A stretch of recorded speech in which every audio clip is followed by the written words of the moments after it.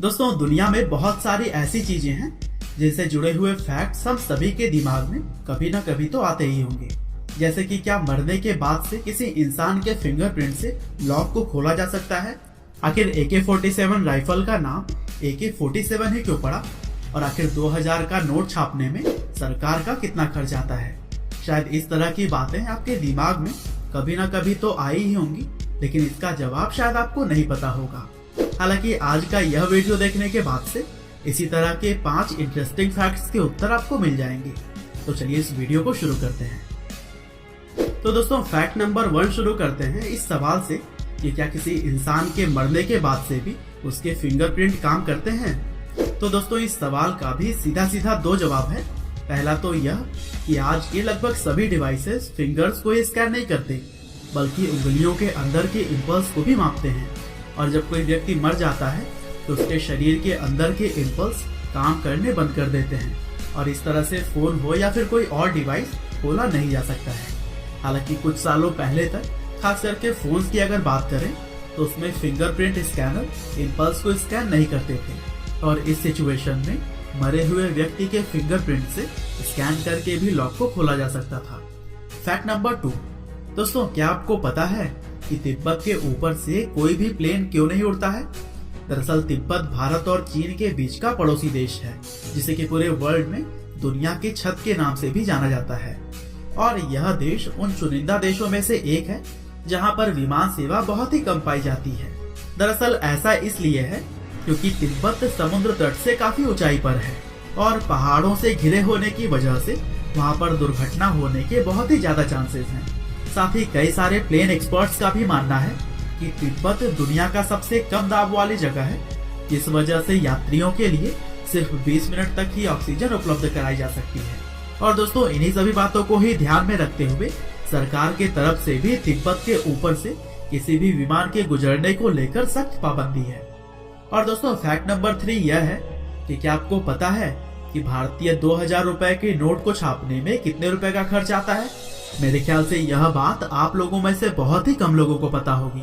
लेकिन दोस्तों जैसा कि हम सभी जानते हैं कि करप्शन को खत्म करने के लिए भारत देश में नोटबंदी हुई और फिर 2000 का नोट लोगों के सामने इंट्रोड्यूस किया गया।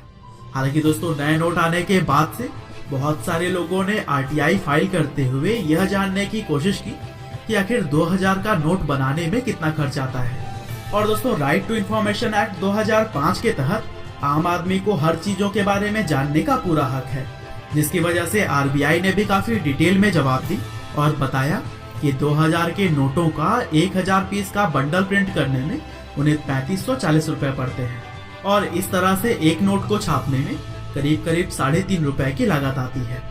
और फिर इसी तरह से 5 का नोट बनाने में उन्हें 48 पैसे, 10 का नोट बनाने में 96 पैसे, 20 का नोट बनाने में 1 रुपए 50 पैसे, 50 का नोट बनाने में 1 रुपए 81 पैसे और 100 रुपए का नोट बनाने में उन्हें 1 रुपए 79 पैसे की लागत आती है।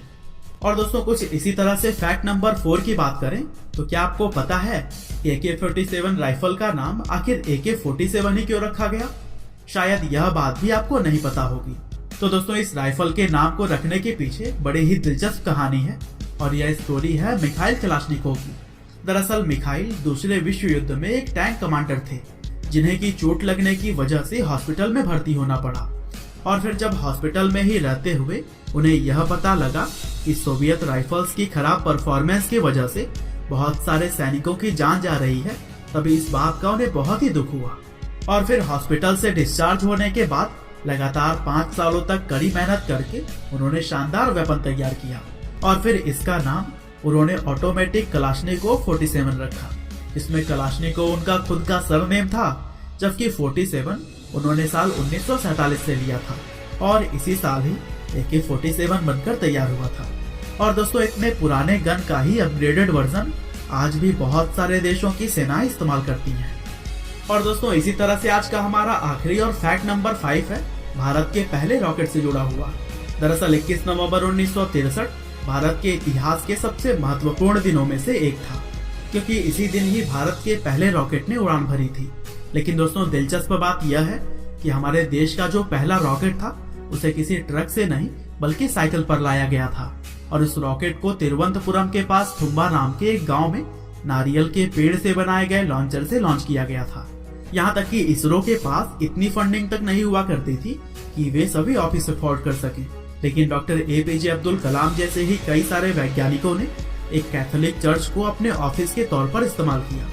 और दोस्तों, फिर से जब दूसरे रॉकेट को लॉन्चिंग पैड तक ले जाने की बारी आई, तब साइज में पहले के मुकाबले काफी बड़े होने की वजह से इसे बैलगाड़ी पर ले आया गया। हालांकि सैल्यूट करते हैं दोस्तों हम उन वैज्ञानिकों को जिन्होंने दिन रात की कड़ी मेहनत के बाद आज इंडियन स्पेस रिसर्च ऑर्गेनाइजेशन को उस मुकाम पर ला खड़ा किया है जहां से हम सभी देशवासियों को गर्व है। उम्मीद करते हैं कि आपको यह फैक्ट्स जरूर ही पसंद आए होंगे।